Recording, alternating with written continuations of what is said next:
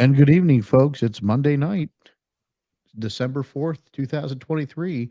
You're here at the Sasquatch Experience, and the show starts right now. The views and opinions expressed by the guests of Sasquatch Experience do not necessarily reflect the opinion of the hosts, sponsors, or affiliates of the Sasquatch Experience.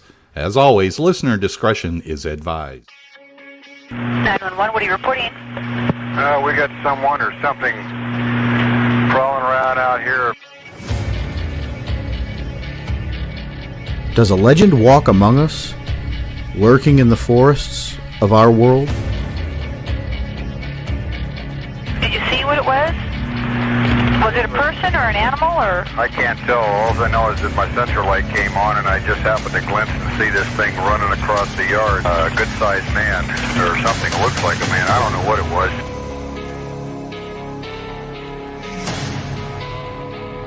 For over 15 years, we've talked with scientists, researchers, investigators, and witnesses, trying to gain insight and proof around the existence of this mysterious entity. Jesus Christ, you better... Tia! Hello? Get somebody out here. What's going on now, sir? That son of a bitch is about 6'9", I don't know. Do you see him now, sir? Yes, I'm looking right at him. Uh-oh. Okay, hang on. He's right... Is he in your yard, sir? Yeah, God, he's big. Okay, what's he doing in your yard? He's looking at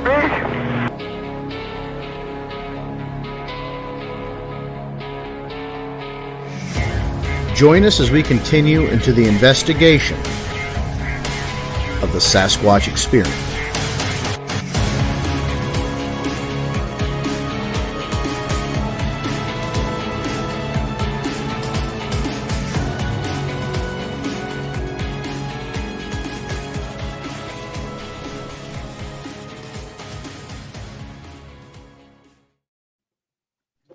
And good evening, everyone. Welcome to the Sasquatch Experience. I'm Sean, the Fort Chop Forker, with James Baker popping up there like an unwelcome direction, Matt Arner, Henry May, and you can't see him, but he's there, Vance Nesbitt, folks. John Cena, special guest star. Oh, good God. That's terrible. And go ahead, make your joke. You know, Henry with the shaved head. Come on, you said it right before we went on air. It was funny. Preparation H over there.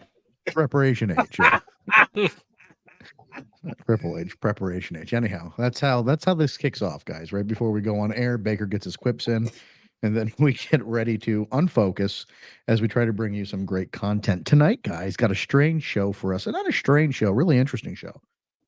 One of our Patreons asked us to there's Vance, asked us to discuss what happens to Bigfoot after they, become deceased, they pass away. And I thought, well, it's not something we ever talked about, I guess, in great lengths in the past. And as we start winding up the year, what better way to think about than death and, what comes after during the most magical time of the year.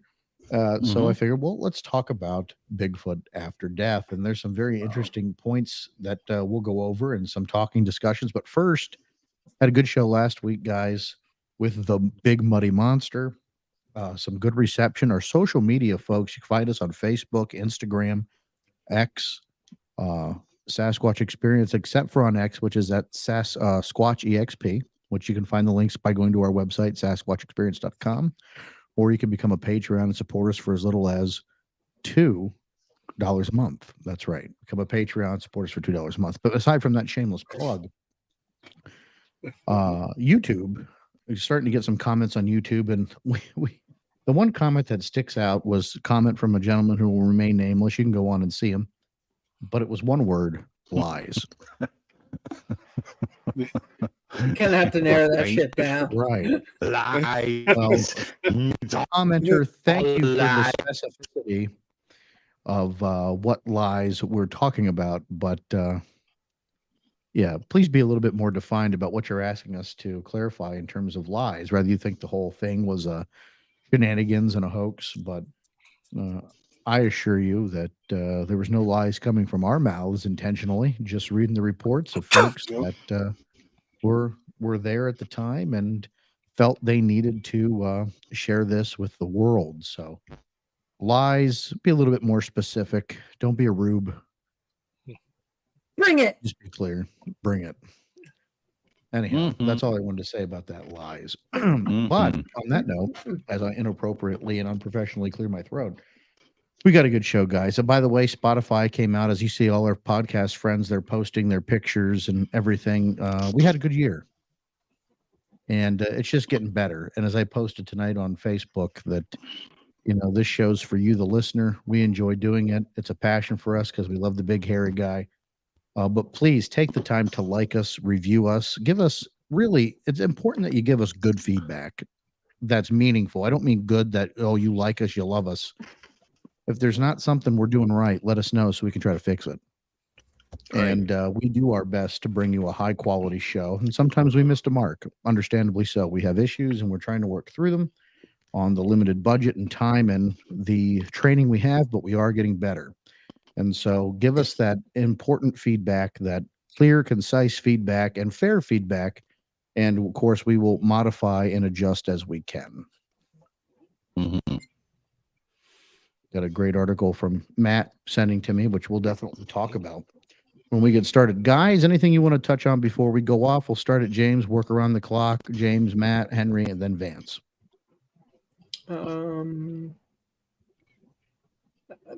Not. No, I got nothing. I'm waiting for the subject because I have all kinds of things on that. All right, Matt, go ahead. Anything for you? Not really. I'm just gearing up for the holiday season, and we're going to have another weekend out in the woods coming up this weekend. So I'll be out keeping my eyes open. Henry, what do you got? Well, I finished Matt Pruitt's book, The Phenomenal Sasquatch. I really liked it. A little bit on the dry side as far as sciencey stuff, but I enjoyed it. It was a good book, good read. Yeah, The Phenomenal Sasquatch is a great book. It is a little scientific and wordy, but if you're someone that enjoys those things, like I think Matt and myself have a tendency to go on for those things, it's right up our alley. But Henry, you did give it a really good review. It's a great book, and Yeah. folks should check it out. And Vance, anything for you? My breast implants to represent Patty from the PG film has come out rather well, and I'm just kidding about all that. But,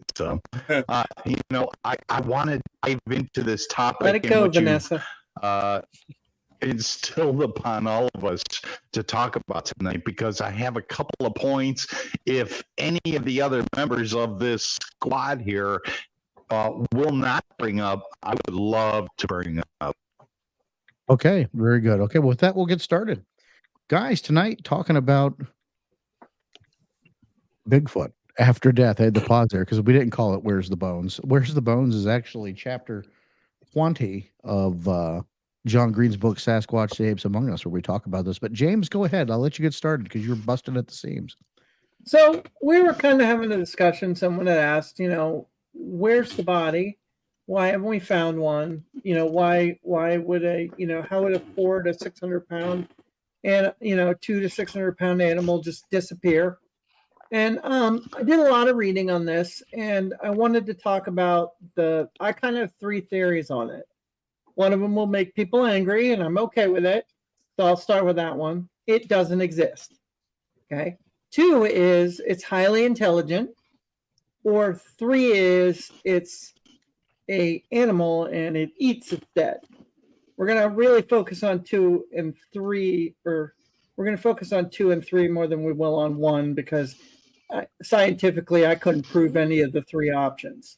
But we have talked about many times about whether they're smart and they bury their dead or they whatever. Sure. And I know Sean has some information on that, so I won't take that away from him.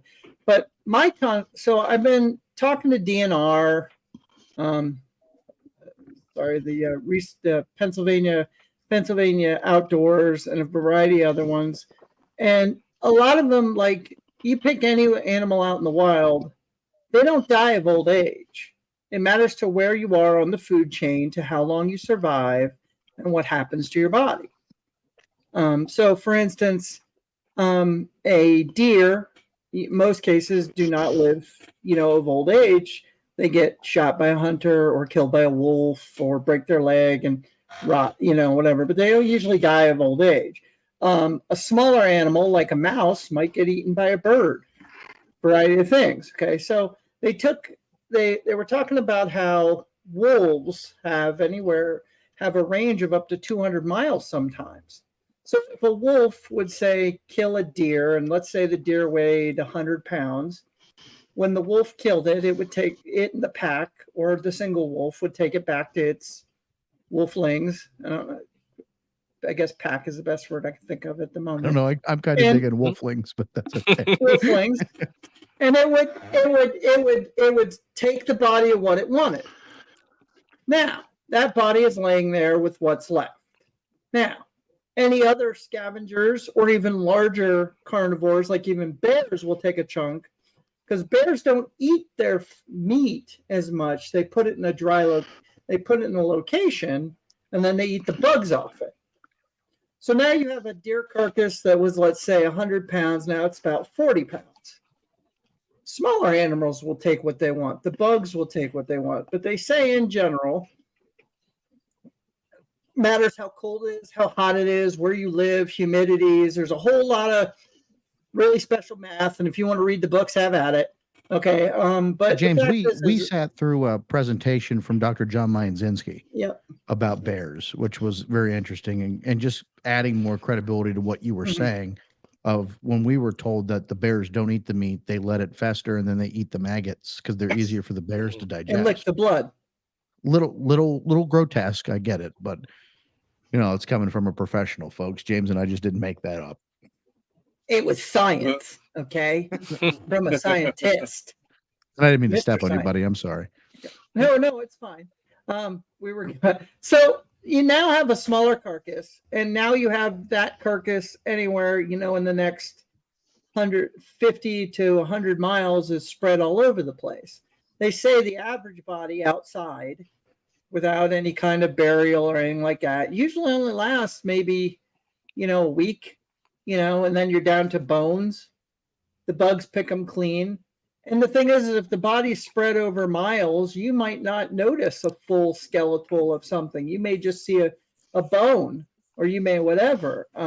So as far as I think is, because if we believe that Bigfoot is truly alive and not a spiritual animal or fake, okay, then there's the potential of a 300 to 400 pound beast disappearing. Because how many deer, and Matt might have a better idea, or even could being a hunter, how many deer die yearly that we didn't kill, but yet there's not deer carcasses from here to whatever. The carcass is just gone.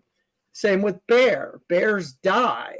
But like I said, the higher on the food chain, the older they will get. But like a deer would be, a deer dies, breaks its leg, and we'll say some wolves pick at it, and then coyotes pick at it, and then this picks at it, and the birds pick at it, and whatever. So within a week, it's down to bones, and the bugs are eating the bones. Mm-hmm. So a large body could disappear, and there's physical proof if you look in the animal kingdom. Monster Quest did a whole episode on I think it was the swamp creatures and how long it would last. Something would last out there, and they did time lapse photography, and like in no time, it went from being a full carcass to nothing. Right. Not even a grease spot. We had the same situation, kind of. We had a little area we were planting strawberries to try to bait in animals. There was a dog that was dead. Yeah, we didn't kill it. We're not creepers, okay, whatever. It was maybe dead a week or two, and we weren't going to disturb it. We came back about 2 weeks later, and it was bones. Something was picking at it. So, I mean, the science is there of what could have happened to the body. Yeah. So, I can tell you there's nothing more morbid than stumbling upon a dead dog. For no explanation. Of all the things to find in the woods, that's just not right. A dog was definitely probably the most disturbing. Well, we got followed by that white van. That was more disturbing. But and then I was talking to Matt a little bit about how the police use pig carcasses to kind of get an idea of how bodies react to certain environments. So take it away, Matt. Well, we have been using pig carcasses, and that's something that a lot of the forensic anthropologists will use. However, what we generally do is we have people that donate their bodies to science, and we have body farms. The three biggest body farms right now. There's one in Texas, that's the original. There's one in Tennessee, and there's also one in Florida. And the one in Texas is more. They have a varied habitat, but it's more that dry, arid environment.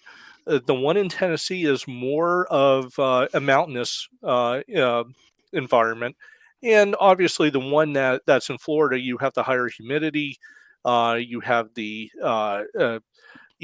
just the different organisms down there that will quickly take care of a body. So, like if you look up any of the videos, they'll actually put fencing up around the bodies just so that they can see what happens to the body without it being disturbed by animals. Because when you do remove those fences, the animals will clear that area where the body is in a matter of days. There's one famous video I tried to find it. I couldn't get it in time, but there was actually a deer that was eating the bones from a human in one of the body farms. But the one thing is we're out in the yes, absolutely.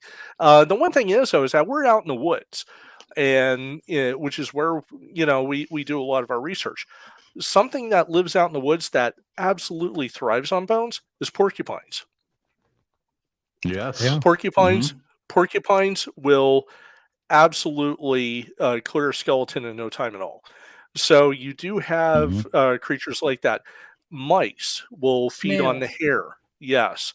They will feed on the bones as well, but they're primarily going to go for the hair and other deposits from the body.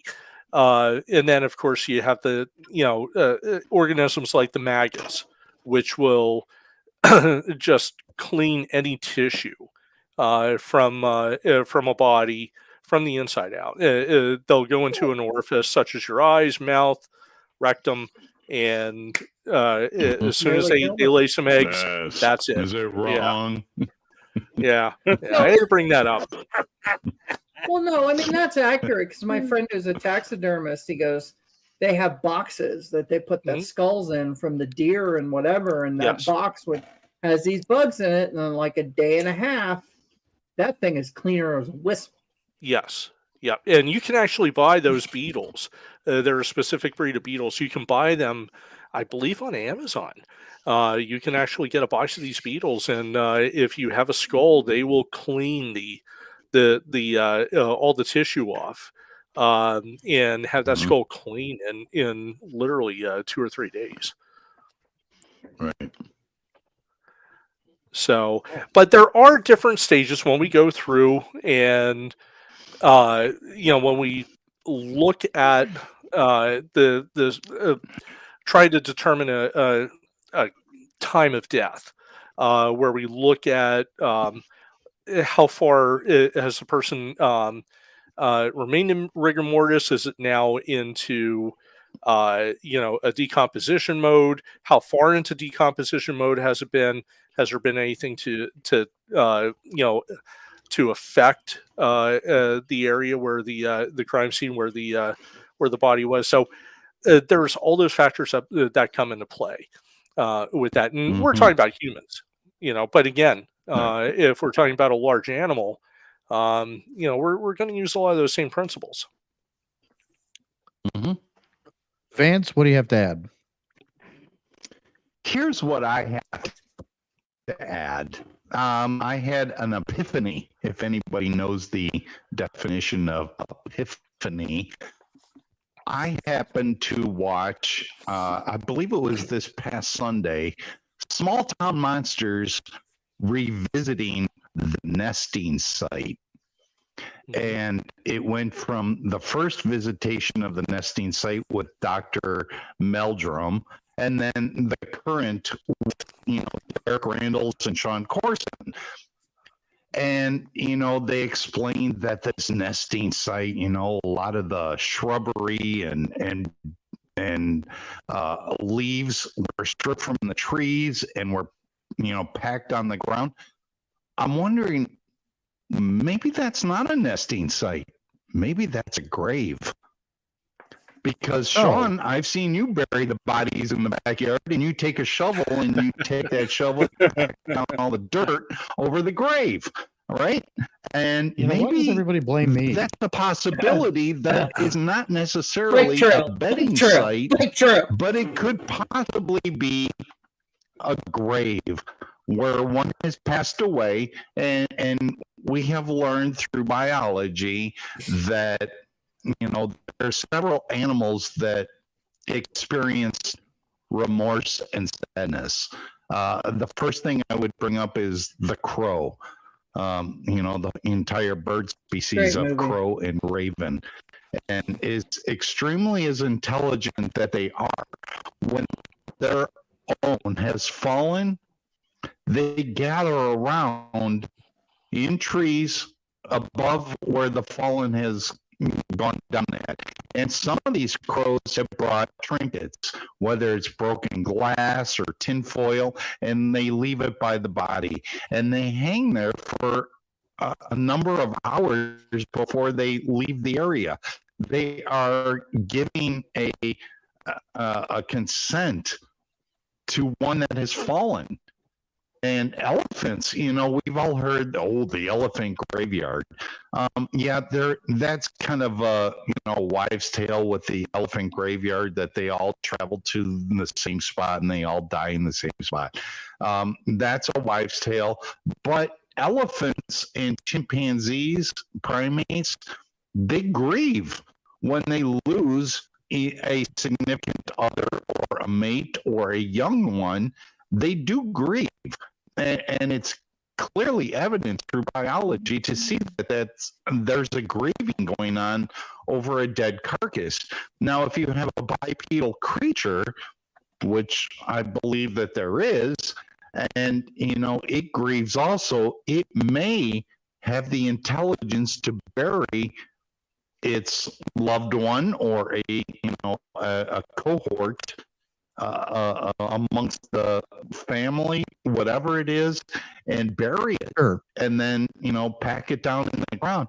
And when I watched that Small Town Monsters, revisiting the nest site, I'm wondering, maybe there's a possibility that's actually a grave and not necessarily a place where they sleep. That's fascinating.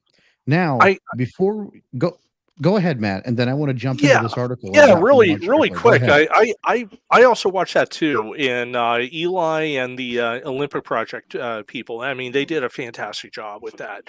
And I'm looking forward to the second part. So hopefully they can get that going for us. But anyways, one thing that I would suggest is taking, and you can get it, you can bring them more into the backcountry now. It's not like it was 20 years ago, but ground penetrating radar.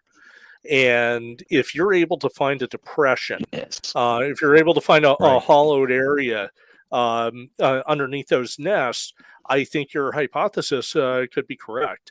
And it's definitely worth it to. I did see that they did dig through those, but if you're talking about something that maybe it dug down about 3-4 feet, what happens is once your body's going to be covered by the dirt, and then as it decomposes, you're actually going to have almost like a depression there. From where that body was. Eventually it's going to be go to bone, but at some point you're always going to have that, even if it collapses, you're still going to have that small amount of basically open space Void. that would match up to Right. where, Like how where a body fossils are created. similar, Mhm. very similar to that. So if the Olympic project, if they're able to get ground penetrating radar up to those sites to see if there's something underneath, that may be Mhm. very fruitful. And you know, and like I said, nowadays there's units that they could get that they would be able to bring into the backcountry, but As we're 10 years ago, back even Very back in true. 2014 when they found the first ones, we were still using Right. the ones that looked like lawnmowers. So that's just Very really true, a Matt, good and that's a point. good point. However, penetrating radar, that's not $1.50 to go to Lowe's and go buy one. yeah, Yeah, they've got absolutely. backers. They've got backers. Yeah. I don't know that Rent it these from guys Home are going to Depot. be able to afford to buy one and bring it out there just for that one specific research. However, it's a possibility if you dig into the ground, you might be able to find something. I don't know. To haul one of those things out there with them, yeah, it's not as easy as it was done in Jurassic Park to find the Velociraptor and say, "Oh, look." No, it's not. Yeah, it's a hydraulic process. I don't want to see these guys be spending money on something that I just came up with a hypothesis on. But it's possible, I guess. I don't know. You don't know till you try. You don't Yep. know till you try. Right. But as we're still on this topic, before we go to our break, I want to get through this article, a very timely article today posted by Lon Strickler, and it was just it's kismet, because we're talking about the Bigfoot, what happens after they pass away. He got an article today, dated December 4th, 2023, over at phantomsandmonsters.com. Did Faro Lake, New York resident witness a Sasquatch burial ritual? I got Lon's permission to read this. I'm going to read it verbatim. The following Okay. email was quite strange, and I felt at the time needed further investigation. The email was written as a draft, including an outline that was added with other notations. It was an odd format, but the information was verified when I contacted the submitter. I was asked to write the commentary since they felt that they were not able to compose a story that would be understood by the readers. I forwarded a copy of my final composition to DD, which was approved. I inquired about the cousin, willingness to be interviewed, but the notation was rebuffed since the information was sent to me was done so without the knowledge of the witness. All specific personal location and disclosure was agreed to be kept in confidence, but here's a transcript. During the holidays, Christmas 2010, I was able to talk to a cousin who lives in the Faro Lake area in New York. He is a conservationist and an advocate for nature conservation. He recently made a discovery that is fascinating but pains him since the information would most likely lead to Bigfoot hunters decimating wildlife in pristine forests. While hiking and camping in a fairly remote forest in Essex County, New York, the most specific location he'll give, he came across what he describes as a Sasquatch ritual burial. One evening, while he was making his way back to camp, he heard muffled grunting coming from his right. His attention was directed towards a thick stand of sugar maple trees. He crouched down behind a large fallen tree and witnessed three large, hairy bipedal figures. Sasquatch standing around a large tree stump. It looked like a large female who towered above her companions. He estimated that she was 8 foot plus and that the others were about 5 to 6 feet tall. Each one of the figures was swaying and grunting. This activity continued for almost 10 minutes when they suddenly stopped and started to run in the opposite direction. He was fearful that they had noticed his presence somehow. Since it was now getting dark, he decided to continue to his camp and return the next day. The next morning, he anxiously made his way back to the site where he had seen the Sasquatch. When he reached the site, he noticed a 4-foot-high hollow sugar maple stump with 4 gray squirrel tails attached to the top edge and suspended outside the stump. It looked like a sort of decoration. He also noticed a terrible stench that reminded him of very strong urine. He looked into the stump. It was empty, but there was some dark fur, a few blood stains, and a large piece of old deer hide. He surmises that the Sasquatch may have buried a small child or infant in the stump and that they either came back to move it after noticing him or that a scavenger took it during the night. Do you believe that this could have been a Sasquatch funeral or ritual burial? DD. And the final note is when I originally posted this commentary, I received responses from several doubters, but no one was able to offer an alternative reason for the actions of these Sasquatch. Is it possible that Sasquatch conducts spiritual rituals? And, and again, so we go to, kind of an amalgamation of some of the things we've talked about tonight. Baker, what's their intelligence levels? Does nature take care of their own? Is there some sort of ritualistic and why not? If they're more people like as folks claim, they have an intelligence like man, why would they not have their own ritual? Jamie King posts, I wonder if they utilize a morning shelter similar to indigenous tribes to mark or the area as sacred ground. And kind of what that person witnessed. And I know we could take that report and we could laugh it off and mark it as silly, but the thing is it's very specific, and I've not seen or heard of a lot of reports like that ever. Right. And so imagine the rarity of observing a Sasquatch to begin with, but now you've not only seen one, you've seen three, and you may have seen some sort of ritual. I don't know if I'd have the balls to report that to anybody, to be honest with you. Thoughts on that, gentlemen? Very true. Well, when these reports of researchers that go out in the field and they say, hey, there's tree branches made into an X, maybe the X is representing a spot where one has fallen. Again, it's just speculation. But maybe one has fallen in that area, and that's their recognition to stay out of that area to give respect, or one has fallen and has been buried. Well, I'm still kind of on your nesting site hypotheses, because to me, that's not something that had occurred to me ever until you just brought that up. That's pretty fascinating. Right. Folks, we're going to take a quick break here. It's 9:32, a little late in the news. When we come back, we'll carry on with this conversation. I'm Sean Forker. He's James Baker. That's Matt Arner, Vance Nesbitt, and Preparation H, Henry May down there in the corner. Thank you, James, for that new nickname. And we'll be right back. Folks. Take a moment, enjoy it, smoke them if you got them. We'll be back in a second. News team, assemble!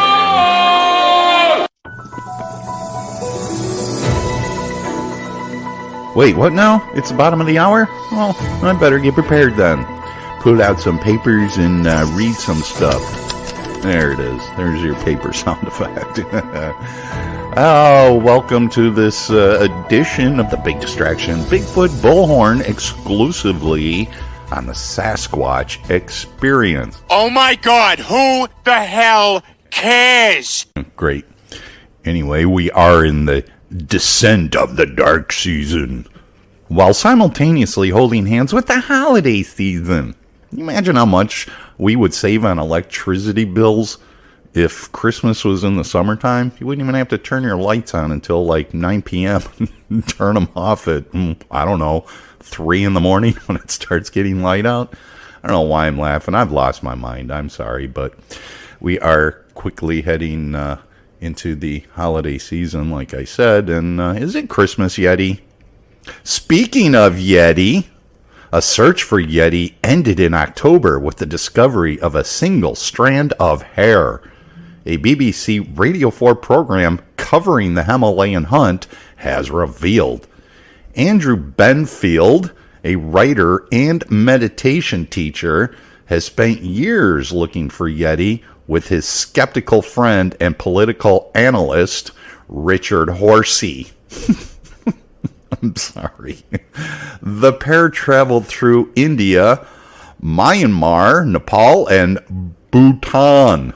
I don't know how you pronounce that properly, but Bhutan. Listening to stories about the legendary creature and eventually making, I'm doing air quotes right now, Yeti, a BBC Radio 4 series about their search. The series did finish on a cliffhanger back in June, a mysterious hair supplied by an unnamed source awaiting DNA analysis. And that was published on October 20th. Has now revealed the hair came from a horse. Well, of course, because your partner is named Horsey. Now, Benfield told Live Science, which happens to be an online science news site, the result didn't feel good. After 3 years of searching, a horse was about as boring as we could get, Benfield said. But the DNA analysis doesn't invalidate the series or the stories of people they spoke to, according to the pair. A pair of what? So, to wrap up, tales of an ape-like creature roaming the Himalayas date back centuries. Western interest in the Yeti or abominable snowman took off in the early 1950s after British mountaineer Eric Shipton returned from Everest with photos of giant footprints. Subsequent investigations led by Westerners failed to find any scientific evidence of the creature's existence. When we come back, hey, Ohio's got something going on.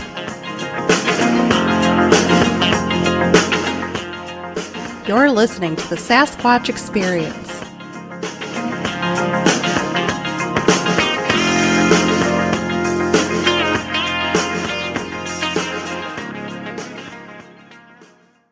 This portion of the show is being brought to you by Ed's Almost Good Beer. Remember, Ed's Almost Good Beer was brewed in God's country when God wasn't looking. We take you back now to the auditions for Star Trek: The Next Generation. Okay, people, today we're auditioning the part of Captain Picard. Please read the line in the script. The guy in the bow tie. I'm Jean-Luc Picard, captain of the Enterprise. Thank you. You, sir. Next guy. I am Jean-Luc Thank Picard. you. Okay, you, sir. Bald guy. I'm Jean-Luc Picard, captain of the Enterprise. Bald guy? Yes? Do you get airsick at warp speed? Star Trek: The Next Generation. One hip starship. Weeknights at 7 on Channel 6.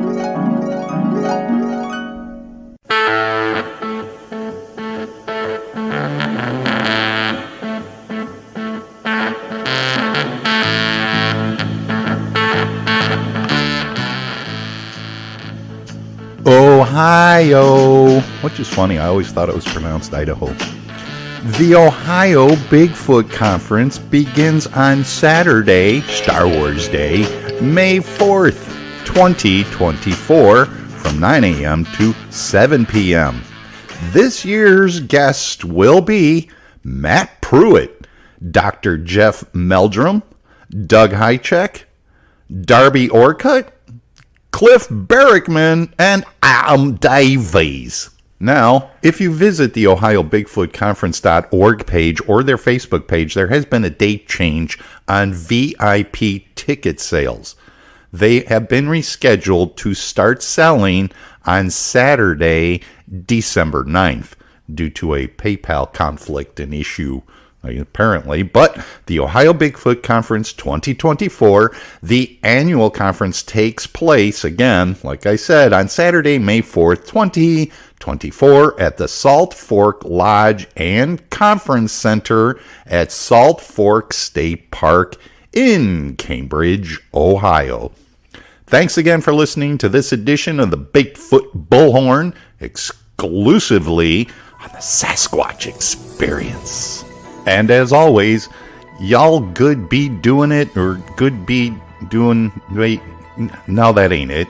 It's keep your toes in the mud.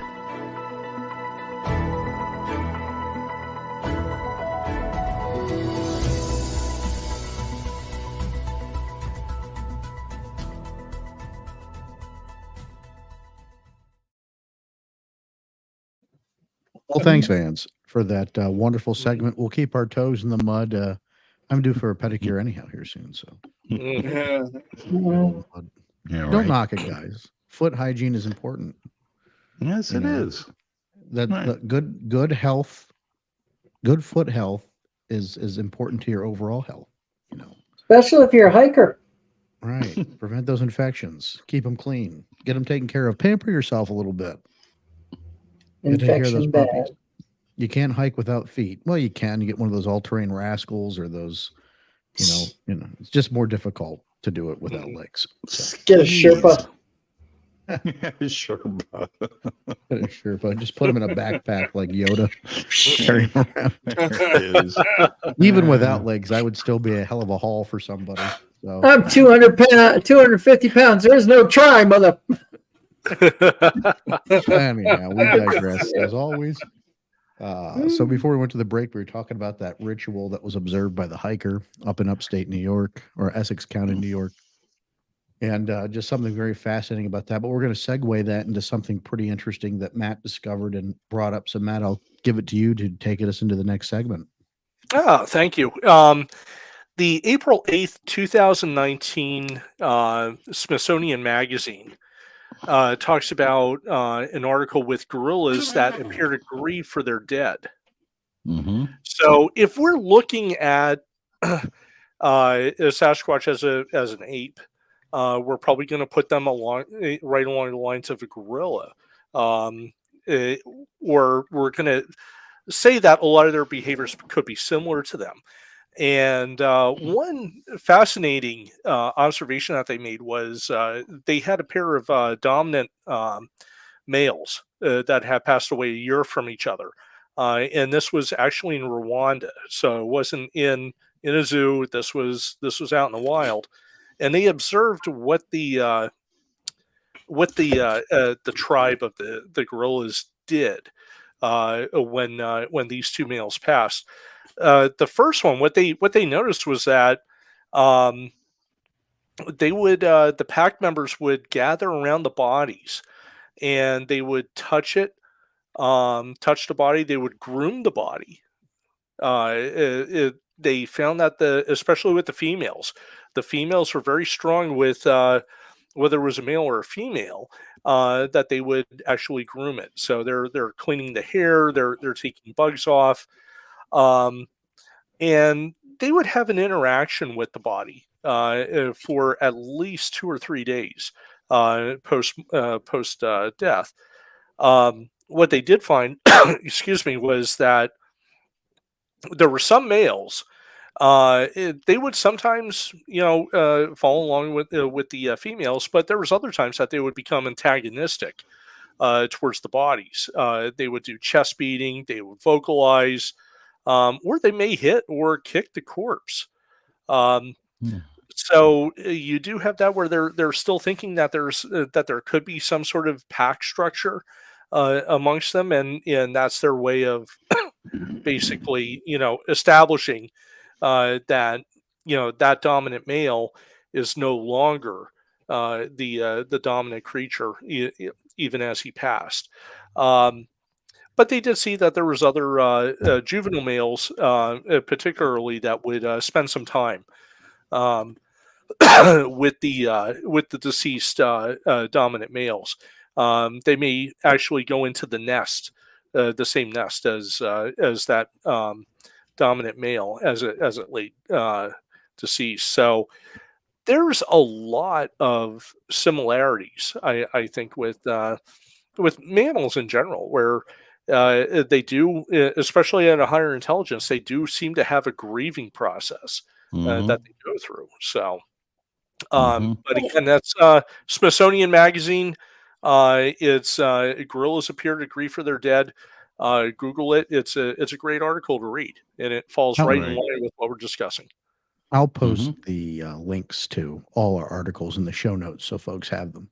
Been doing that lately to give our folks where we're getting our information from. It's really important, I think, that we cite the, folks can get out there and read it and make up their own minds on these topics that we're talking about. But we're doing our due diligence and trying to provide you guys with some sources and do with that as you wish. Henry, what do you got for us? You've been awful silent on the topic of Bigfoot after death. Well, one thing that we find, sometimes we can find interesting, is the reports we hear about of Sasquatch being seen near graveyards, cemeteries. Now, you wonder, what's the significance of that? Why are they there at a cemetery? Are they observing humans the way they grieve? It makes you wonder about that. It's an interesting, observation, Henry. And again, something that's not often been talked about. Do they, in their ever ending observations of us, as we notice these things seem to be curious about what we do, have they adapted any of their techniques to what we do? If it's a highly evolved, smart creature, have they observed how we handle our dead? We've been burying bodies since the Neanderthals, right? So, Right. How have these things maybe adapted and learned over the years? And that's a great point, Henry. A lot of these, there have been a decent amount of sightings notated around cemeteries. The whole grieving process, as we go back to that article, which, again, is one of the first articles I'm aware of or reports of actually witnessing some sort of ceremony, which is still kind of gobsmacking to me a little bit. I just read that today and I got all giddy about it because of, the show tonight. But it's new information, and if it's exciting to me, I'm sure it's going to be exciting. Just as Vance's epiphany that the nesting site may not be a nesting site at all, but a burial site. I was going back, and I have the old iPad Mini here, which is one of the best e-readers. You can go get yourself one of them. But Sasquatch Japes Among Us available in ebook. I have 2 physical copies and 1 portable take with me everywhere I go. Again, I mentioned it very briefly at the beginning of the show, chapter 20, page 366, where are the bones? This question has gone back since we started looking for this thing. What happens to these? What happens to the bodies? Right. And that's not the first time it's ever been brought up. And John talks about it in that chapter. I'm not going to read the chapter line and verse, but, we often talk about institutions that have there been bodies found and have their bones been sent to institutions. We've heard about stories with the Smithsonian and giant bones, or giant bones that have gone missing from all these institutions. But to surmise what John says is that he finds it hard to believe that in every instance that he's asked institutions about these bones, they've not had any. Right. That they were sent to have disappeared. Right. Like, so to his point that it's not that they not that they disappeared, but they were never received to begin with. There's probably just more wise tales spun by researchers out there, which kind of goes back to James Baker's original point. Doesn't exist. And that would really suck, considering that, but tens of it thousands of also people goes have seen back this to thing. the a point that Matt brought up. Porcupine.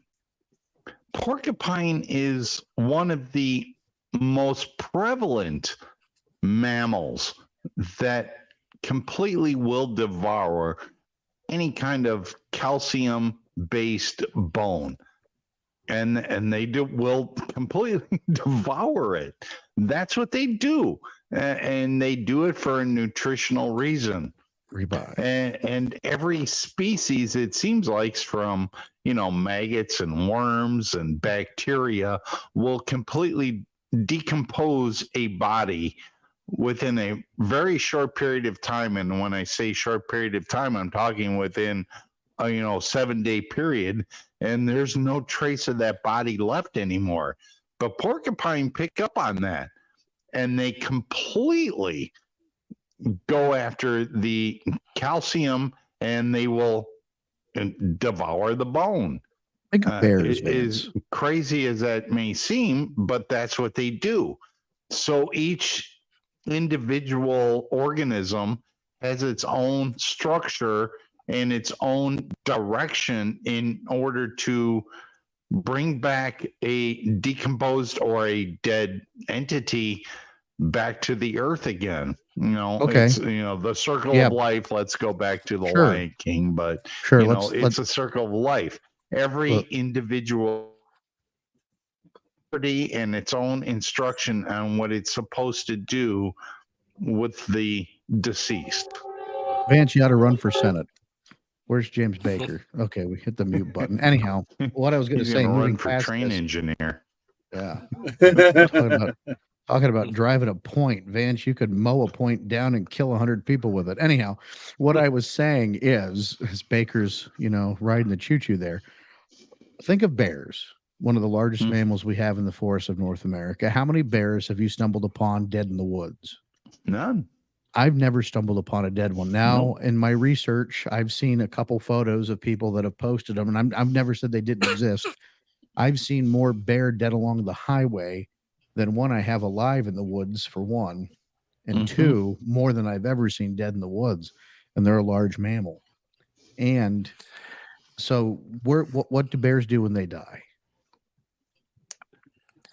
Generally, what any sort of wild animal like that, they're going to find the most remote, hidden spot, and they're just going to, find a place, whether it's an old den or just a ravine somewhere, and they're going to. And again, the article from the Smithsonian does touch upon this, where some of the gorillas that knew that they were dying, they would walk away from the pack. So eventually, they're going to find that place where they can just find comfort, and then that's it. So that's something that, again, and that's an excellent point. There's 18,000 bears as of the last count estimate for Pennsylvania. There's 25,000 plus coyotes in Pennsylvania. And these are two larger, won't really call them apex predators, but they're at the top. They're predators. And they're, again, I spend a lot of time out in the woods. I have yet to find a deceased bear. That's a natural death. I've yet to find a coyote that has died a natural death. We see them, if they've been shot or they get hit by a car. But if they're dying from a natural death, you don't find those bones. You don't find that body anywhere. Right. So now couple that, Matt, with the fact that most people doing this research, most people, there are exceptions, aren't going miles upon miles upon miles into the woods. We kind of have our range that we go to for comfort. And we kind of habituize a place ourselves that we go to, get used to, so we can notice if there's any abnormalities. But above and beyond that, how often do we go in? I'm not talking about your Appalachian trail hikers, because even that's a trail, a made trail. How far are we venturing into the no zones, the remote zones, to look for this stuff? We're not. We're not going 10, 15, 20, 25 miles into the wilderness, because that's a hell of a hike back. And, if people are going out there, they ain't coming back too often. So, something to be said about that too. So if this thing is not much different than any other mammals that, we've talked about, or any other, maybe like the bear and other mammals, it ventures off into the wilderness and does its thing. Maybe they get buried. I don't know. I've heard a series and have read. I've not only heard, but I have read a series of reports of domestic house cats that are both indoor and outdoor. And when an elder cat is not well, it wanders off. And it wanders off to a point where it's going to die. And it's not to be seen again. And then the posters go up, hey, missing cat. And it's quite possible that these creatures understand that its demise is prevalent, and it's just going to go to its point where it needs to die. And I don't know. I always say I don't know, because I don't know. I want to know, but I really don't know. Just one more mystery on this, fascinating subject. Guys, any final thoughts you want to drive home on this? Well, I wanted to bring up. Matt, go ahead, and then Baker will hit you after that. Okay. Yeah, I was going to bring up, you had touched upon maybe bones being found, the Smithsonian. One person I follow on Facebook who is he's kind of a good all around researcher. He does his homework, and he's also out in the field quite a bit. Is Les Odell down in West Virginia, and recently he's been posting a lot of these old newspaper articles from from papers primarily in the East Coast, where they talked about wild man encounters. But the one that he posted recently was about finding bones. These 7-foot bones that had different skulls than what normal humans would have. They were found near the mounds in Ohio, and those bones had disappeared. And again, this is something that he found in a newspaper probably from the turn of the 20th century, that he was able to grab that and post that.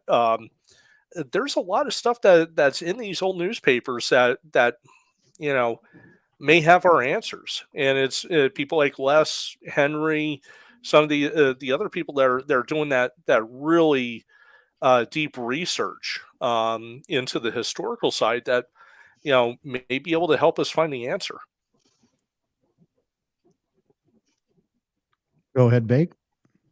Well, you brought up a point about the Neanderthals used to bury their dead, and I kind of posted a thing about why we bury our dead, even as the beginning was. A lot of it was because it was unsanitary to the areas that you lived in, and because you didn't want to watch your relatives decompose, and your feelings that you had towards them. But the other thing, so if an animal that's intelligent, even on a Neanderthal level, it would feel the same way. Hey, I don't want Pappy dead in the cave for the next 15 years. I got to look at that. So, but we want to put it away from the water source, and we want to put it away from this. The other thing is with like I said, is like a lot of the stuff that goes on once you die, and if you would die in the woods from an animal attack or something or whatever, is a lot of times like your body gets scattered to a point. But even if we found the skeletal structure, kind of like what Matt was talking about, is where would you take it? Because a lot of people wouldn't believe you. I always remember the movie Gargoyles. I don't know if you guys remember. It was 1970s, 1980s. Great movie, but like the old man, the drunk old guy that runs the weird little shack had a gargoyle a whole thing, and he's like, and he had the Indian legends, and he had the whole thing, and he was completely right. But he was a drunk old guy. The guy's like, you just sewed this together. Look, this is from a blood. He goes, no. It's real. I'm sorry. I just don't present well. And that's the problem is if you found a Sasquatch, and we touched on this weeks ago, is if you found a Sasquatch body, what's step 2? Because if something buried it, then something's kind of watching it too. Like you don't bury Grandpa in the cemetery and then forget he was there, or you look at the paper every so often, and if you notice somebody's robbing graves, you might check. Right. So I mean, like it's something to think about. Is what is step 2 if you found the body? And we'll go back and listen to that episode, folks. You're walking in the woods is the title of that one. Guys, we're at that time again already. 2 minutes of the show left. Folks, if you want to report your sighting to us, you can do so confidentially, 570-940-9411, or you can email us info@sasquatchexperience.com. We do keep it confidential. We do collect them. I will ask you if you mind if we read it on the show. You don't have to say yes, but, I think most important, a fellow Fortean researcher, Ashley Hilt, made a post the other day that, the only thing worse than being put in a box because people think you're just a solo researcher on one topic is that when they find out you're a podcaster and you just podcast. Like, no, some of us are researchers. We research, right? And I think that, to stay true to the core, Matt and I specifically, get out there and follow up on these investigations. So report them to us. If you're not local, guess what? We got friends and we'll help you out. 570-940-9411 or email us info@sasquatchexperience.com. Check us out on Facebook, Instagram at Sasquatch Experience, Twitter, X, formerly known as Twitter, Squatch EXP. And find us all on our various social medias by going to our website, sasquatchexperience.com. You can click on shop to buy our stuff. We got some t-shirts and hoodies, and you can click on about us to learn about each and every one of your beautiful faces you see here on that screen. And folks, Henry down there in the corner, he's single and he's looking for a fifth, quoting James Baker. So And there not you have this it, guy. guys. It's a great show tonight. We only, again, sometimes I feel like an hour is not enough, but it's what we got. So we have to dive into these topics further on down the road, but some great conversation tonight, guys. And like I said, all the material you shared with us, I'll put it in the show notes for the podcast uploading here very soon. Two. You can join us on our Patreon, patreon.com/Sasquatch Experience for as little as $2 a month. We got some great things coming your way.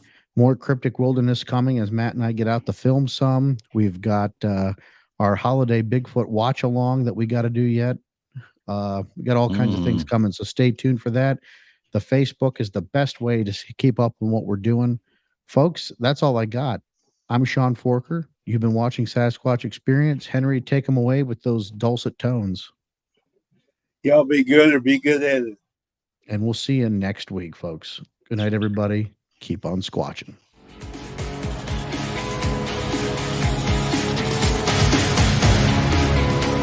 You've been listening to Sasquatch Experience.